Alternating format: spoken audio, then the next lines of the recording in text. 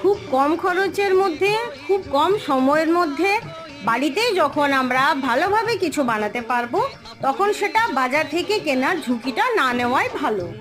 কারণ বাজারে যে কোনো রকম সসে বিভিন্ন রকম প্রিজারভেটিভস থাকে, বিভিন্ন রকম কেমিক্যাল ইউজ করা হয়, তাই বাড়িতে বানানোটার তুলনাই হয় না। বাজার থেকে আনা লাল কাঁচা লঙ্কাগুলোকে ভালো করে ধুয়ে 2-3 দিন রোদে শুকিয়ে নিতে হবে। এরপর কাশ্মীরি মির্চের সাথে এটাকে আধ ঘন্টার মতো ভিজতে দিতে হবে। ভেজা হয়ে গেলে এটাকে সেদ্ধ হতে দিতে হবে।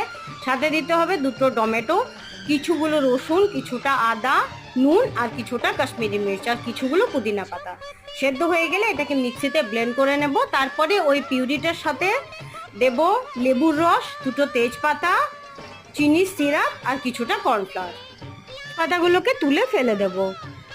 Red chilli sauce ready. এরপর এটাকে স্যান্ডউইচের সাথেও খেতে পারেন, যে কোনো চাইনিজ ফুডের সাথেও খেতে পারেন।